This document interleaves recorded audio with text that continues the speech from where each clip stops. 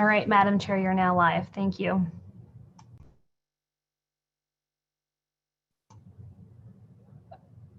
Difficulty had to reboot. We paused Senator Hicks paused his presentation. We didn't do any more additional questions. But at this time, how about we take a quick break and see if any committee members have questions for Senator Hicks? Seeing none, Senator Hicks, please continue with your presentation. Thank you, Madam Chairman and members of the committee. So as where we left off is what the repealer does. And let's work off this sheet a little bit. It gets rid of that bottom tier. But what that bottom tier, it gets rid of that. But if you look at those, there's 40% of those licenses are allocated to the special license pool and 60% to the regular license pool. Now, let me explain what that is, because this becomes critical when we get to the fiscal note. The regular license fee is a fee that the Wyoming Game and Fish Department assesses for a license. The special license is the same license, but it has a higher cost associated with it. So that 40% for the same elk license is going to cost you a lot more money. Now we've repealed that. So now we have to go in and we have to address, once you get rid of that, do you just revert back? Because the way the statute's drafted, we would go back to the regular price. Well, we're currently selling licenses, 40% of them at a much higher price. And so how do we deal with that issue? And so, Madam Chairman and members of the committee, this is the other big portion of the bill, is it goes in and adjusts, again, modifies those non-resident license fees in a couple places, increases on some very minor amounts. Resident license fees. And we can walk through there, Madam Chairman, but while we're on this section, what I would like to do is explain where these new license fees came from. So how did we rectify the difference between a very expensive license, say over $1,200 for an elk license, and another regular elk license for $400 or $500? So how you just take the median of that, or how do you do that? It would seem like you would just want to take the differential, what's 40% of that, what's 60% of that, and that's the license fee. That would work, and it would result in the same amount of money. But is that what we really want to do? And so if you flip to the last page, there's an Excel spreadsheet there. And so this is where the new license fee for non-residents that you see in the bill came from. So has everybody got that? Because this is where the new license fee for non-residents is. So what this does is it went in and we looked at every Western state and we said, what's a deer license wash? What's a non-resident deer license cost in 11 or 12 different states? What's an antelope license cost? What's an elk license cost? What's a sheep license cost? This is a market-based analysis of what every other Western state charges for their license. So now let me explain, because you see multiple numbers in there. So to do an accurate comparison, because every state does different types of licensing scenarios. So let's just take the very first one. So let's take Arizona and look at antelope. Well, the $15 fee that you see there is your application fee. But in Arizona, before you can even apply for an antelope license, you have to buy a hunting license. So for me to even apply, I have to buy a $160 license for the privilege of getting on and paying an additional $15 for an application fee. And then if I'm just lucky enough to draw, then it costs another $550 for the actual antelope. So the total cost of an antelope license to a non-resident in Arizona is $725.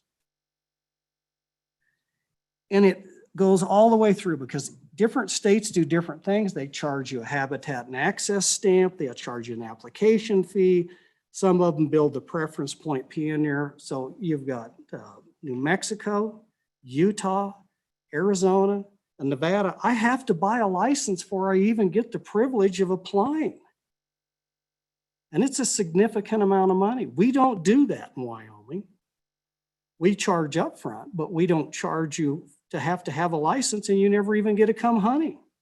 But it's different from every state. So the true cost, this is what this is a market-based analysis of the true cost of any non-resident that goes and hunts another state.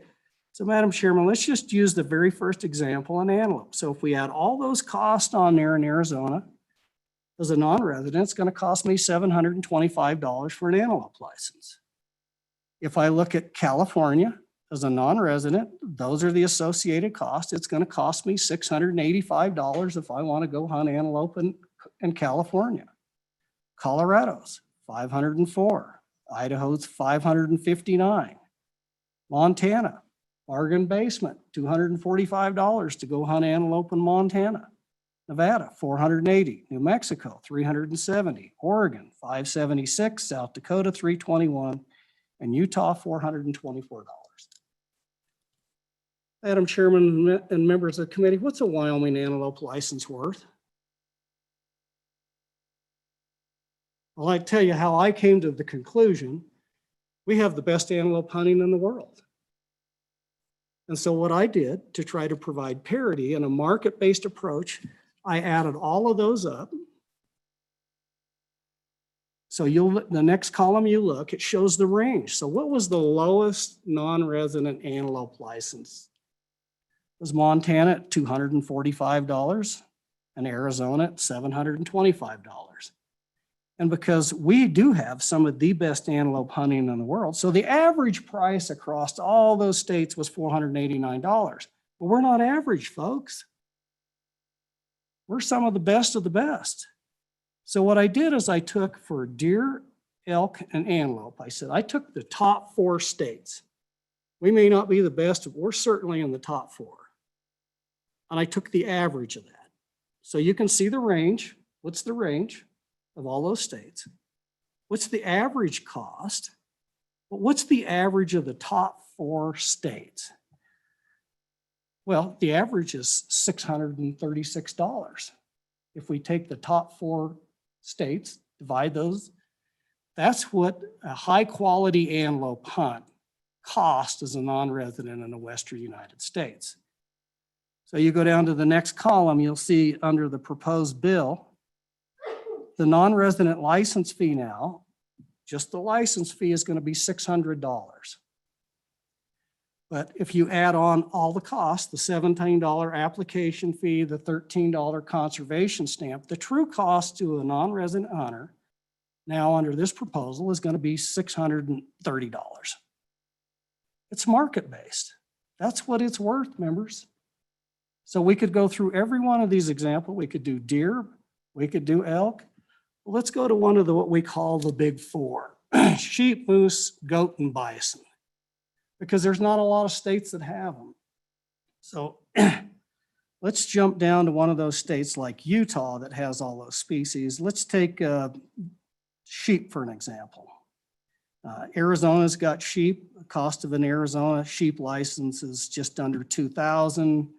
California, $1,800. Colorado, $2,442. Idaho, $2,950.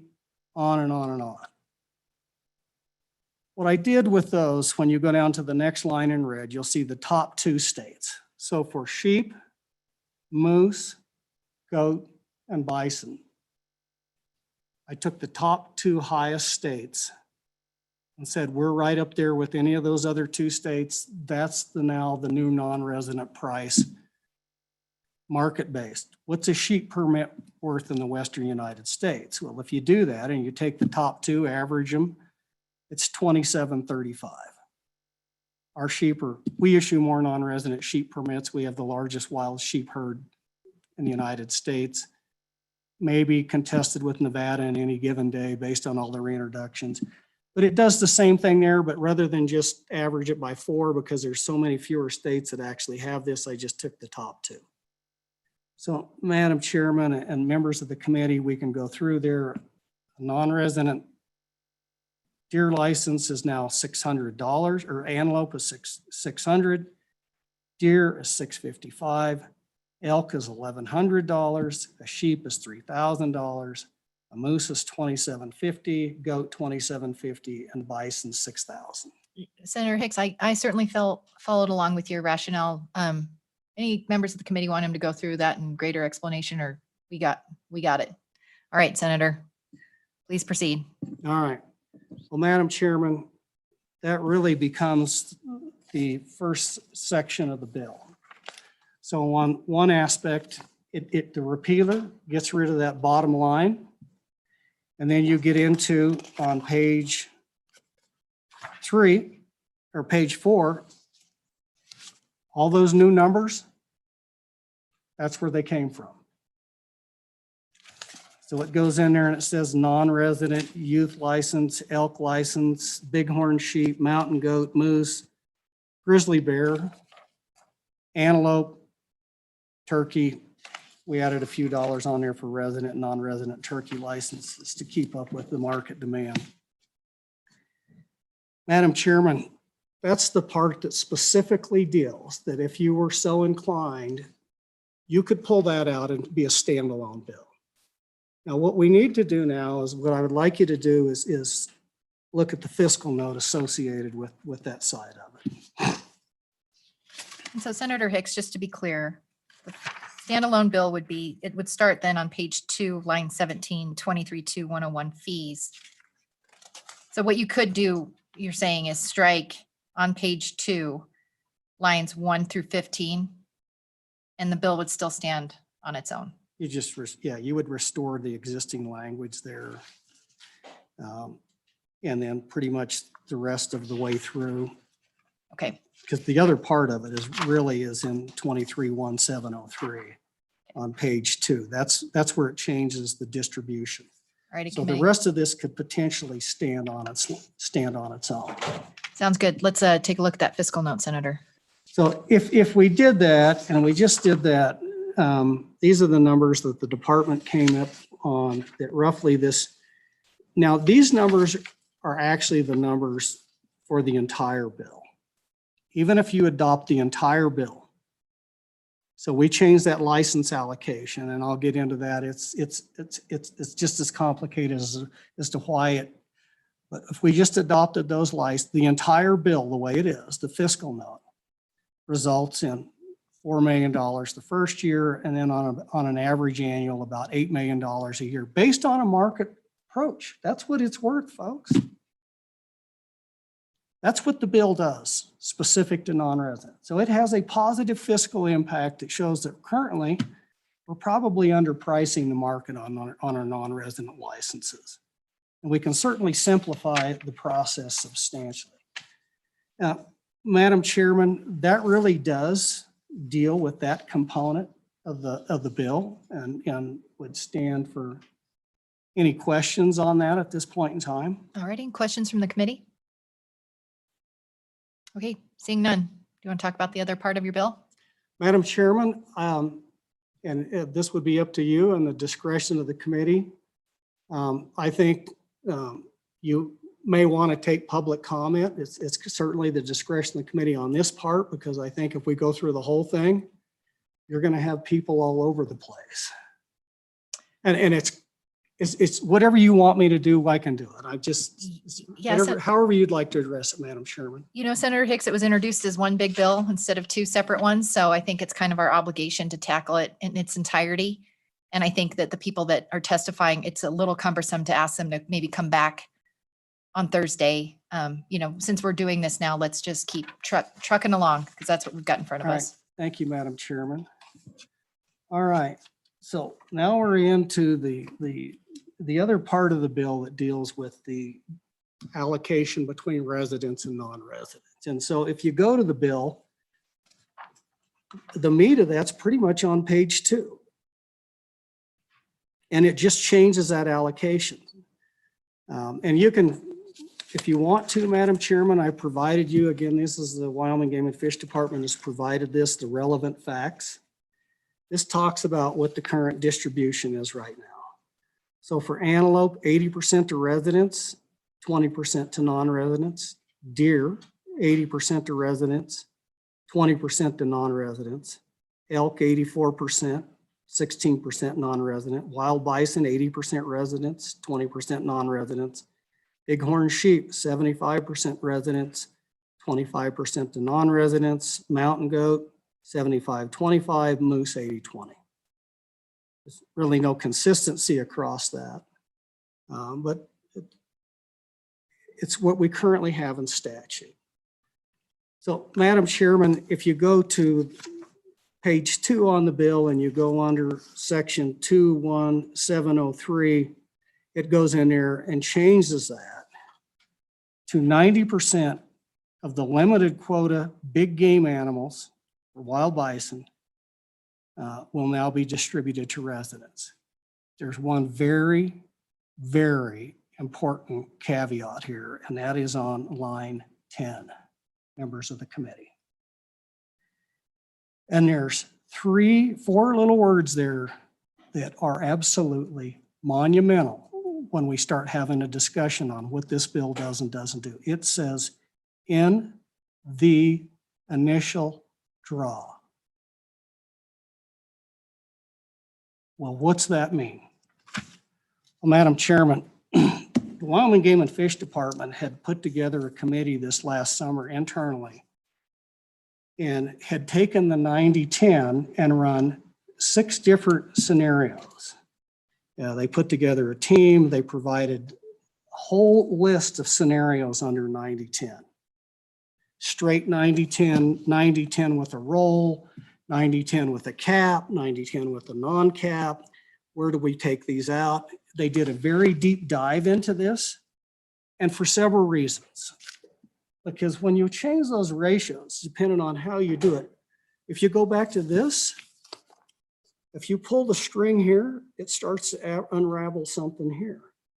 If you insert something there, it screws up something down here. So once you interrupt that flow, and that's why the department spent a significant amount of time going through and analyzing all of those scenarios. So they looked at 1, 2, 3, 4, 5, 6 different scenarios of a 90-10. A 90-10 with a roll, and the terminology is residents draw first. If they're underprescribed, they roll right into the non-resident draw.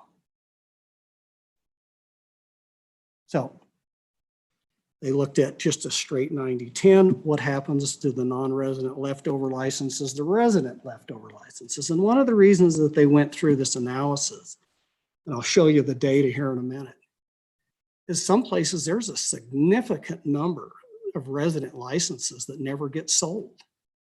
And if we just did a straight 90-10, not only could it potentially result in significant revenue declines, it could result in some pretty significant game management issues.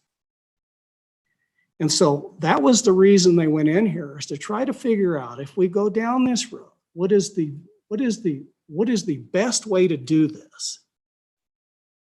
And we came up with all of their analysis that the scenario that they call 3A was the one that didn't create a lot of complications for game management, that was operable. But more than anything else, it brought in those 4 little words, in the initial draw. So, Madam Chairman, this is the 3A alternative that this bill reflects in there. It's the second page of your second handout that the department put together, defining computational scenarios. 90-10, right at the top, initial draw only with a roll. Remember, with a roll means any under-prescribed resident license rolls right into the non-resident draw. So they're available for non-residents. So it goes through those scenarios, Madam Chairman, but what's the practical implication? Because that's what we currently do now. So if you'll flip to the next page, this is the 2020 hunting statistics compilation by the Wyoming Game and Fish Department. And Senator Hicks, I'll pause you right there, just so you're aware, it's 9:38. And so I think if we head back upstairs at 9:55, we've got some people in the room. I'm sure people signed up to participate on the Zoom. So just wanted to kind of get you aware of that time. Okay, thank you, Madam Chairman. So under the current scenario, if you look at this, and so you look at the column that says licenses sold, and it shows you, this is 2020, statewide total, there was 58,206 licenses sold. And then the next column over, it says number of active hunters, 45,904. And then it breaks those out between residents and non-residents. So let's look at licenses sold, Madam Chairman. Residents had 30,220 licenses. Non-residents received 27,986 licenses. They had 48.1% of the licenses, but they made up 49.5% of the hunters. And the reason there's a disparity is some places you can buy multiple licenses. And so what you see is the residents might buy more licenses, but there's fewer hunters, or conversely, just the opposite can happen. So you would have to ask yourself, well, how can that happen? Because if you go back to the first sheet, we only allow an 80-20 split. The statute says 80-20, but we allow them to roll all those non-resident licenses, or all those resident licenses in that. And that's why you see non-residents going up there and picking up all these licenses. Under this bill, that exact same scenario is going to happen. So on those underprescribed resident licenses, they're going to go to non-residents. This is particularly important for Northeast Wyoming for antelope and deer because it's predominantly private land. Residents don't want to pay an access fee or hire an outfitter, so they go unsold and they end up a non-resident. The bill that we have before you doesn't change that. Anything beyond the initial draw rolls right into that non-resident draw. So this was all modeled by the department. That's when they looked at that and they said 3A, you go back to that. Initial draw only with a roll. So that's what the bill reflects, is scenario 3A that the department did the analysis on. So we don't create a game management project. So we still provide ample opportunity for non-residents to buy those licenses. So where does 90-10 then really come into play?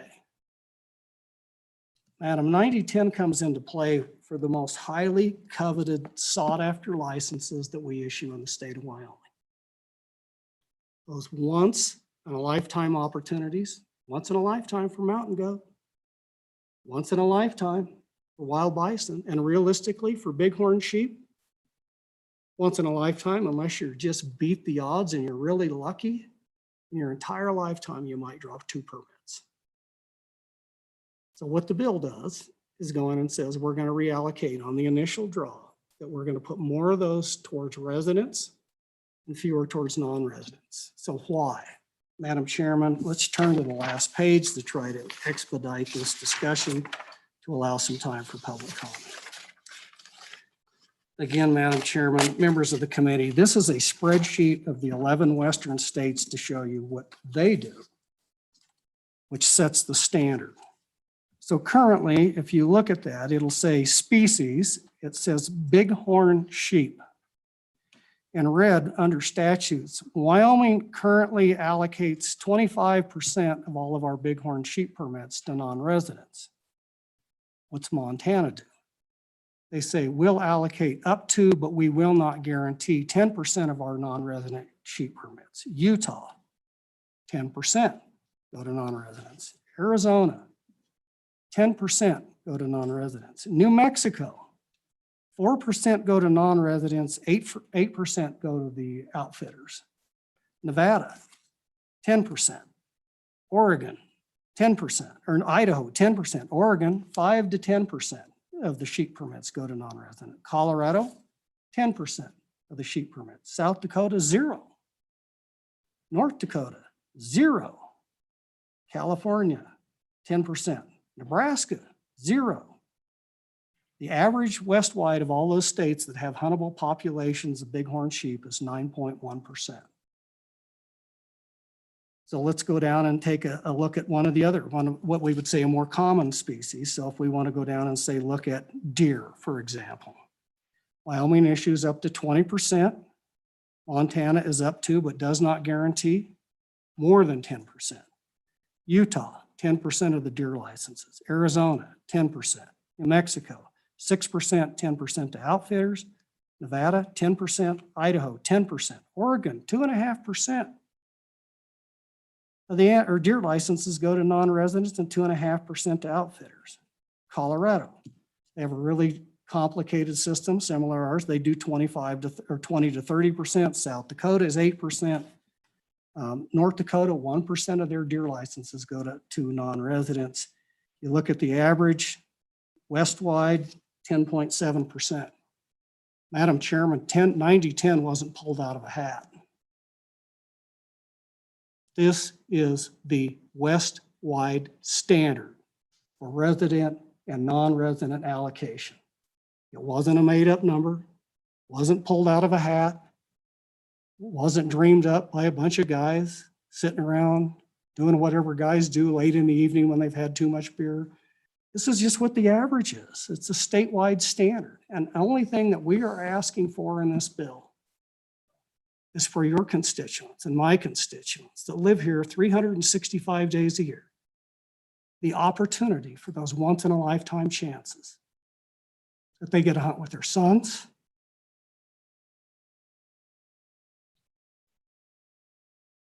their family. I personally know a lot of people that quit applying, that died of old age and never had a chance to hunt a sheep or a moose in the state of Wyoming.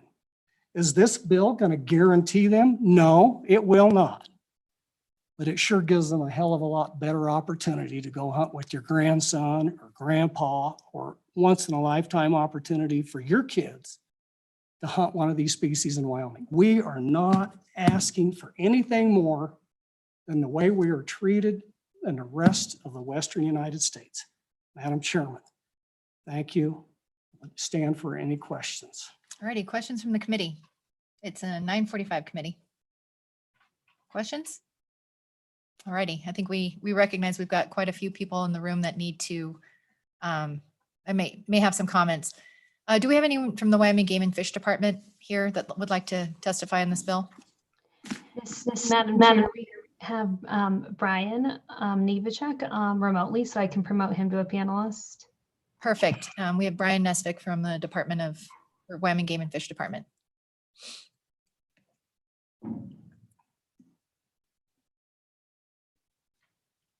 Thank you, Senator Hicks.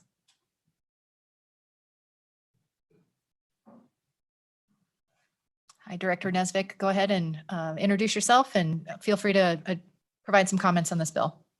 Certainly. Good morning, Madam Chair. I'm Brian Nesvik, Director of the Wyoming Game and Fish Department. I have in here with me on this end our Chief Game Warden, as well as our Chief of our Fiscal Division, Greg Phipps and Rick King.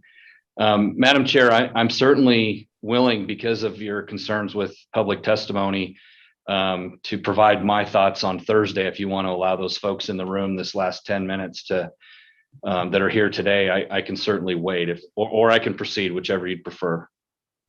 Director Nesvik, I appreciate that offer. I think since we do have some people in the room, I'm going to offer that really quick.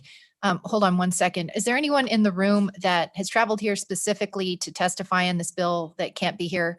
We have two individuals, Director Nesvik, so I think I'll take you up on that offer. We'll look forward to visiting with you on Thursday.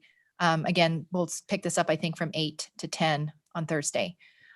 With that, I saw this gentleman raise his hand first. If you would come to the dais, turn on the mic and introduce yourself. And it's 9:47. So how about we take about 4 or 5 minutes for public comment, and then we'll ask you some questions if we have them. Thank you. Sure. Madam Chairman, members of the committee, my name is Jay Meyer. I'm a resident of Cheyenne for the last 30 plus years. I'm here representing the average Wyoming hunter. I'm also an economist who used to work for the state of Wyoming. I have applied for bighorn sheep, mountain goat, bison almost every year that I've lived in Wyoming, which is more than 30 years, and have never drawn any of those. I have never drawn a limited quota type 1 elk permit in 30 years in Wyoming. I haven't put in for one every year, but most years. I've also never drawn a type 1 limited quota deer permit in Wyoming. I've put in for the Vitavu area at least 20 years, never drawn. I draw a limited quota antelope permit almost every year, but I just echo what Senator Hicks has already said. This is just fairness. This brings Wyoming in line with the other states, and I have applied for bighorn sheep permits in some of those other states, and I don't think the increase in the fees is going to have a great reduction in non-resident applications. I have just a summary. This information is probably already included with what you received from Senator Hicks, but I'll leave it here for you. And with that, I'll leave room for some other comments. Thank you, Mr. Meyer, and thank you for your being here and offering us some information. Any questions from committee members? Seeing none, thank you for being here. We appreciate it. Thank you. And then I saw this gentleman in the back of the room. Welcome. Make sure the microphone's on. Introduce yourself.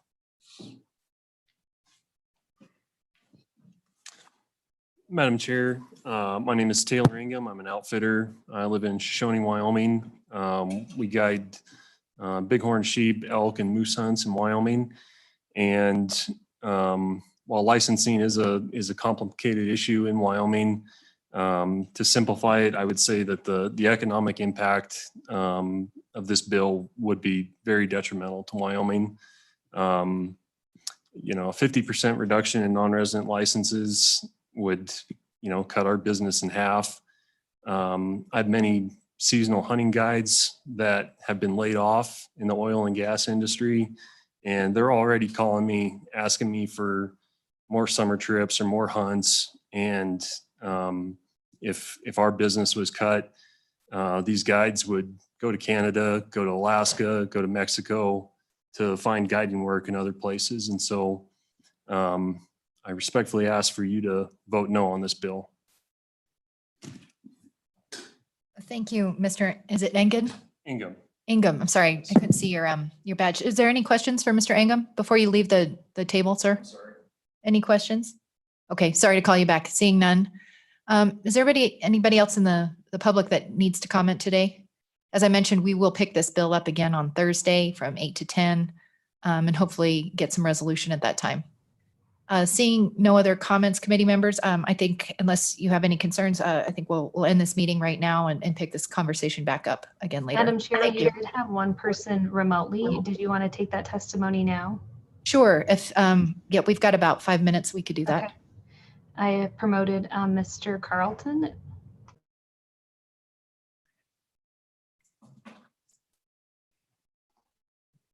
Welcome. Good morning, Madam Chair, Senators. My name's Carlton Lower, and I am an outfitter in the Jackson area, and I'm speaking this morning asking you to not support Senate File 103. The unintended consequences of this bill will have a detrimental effect on many small businesses across the state that rely on the non-resident hunter each year.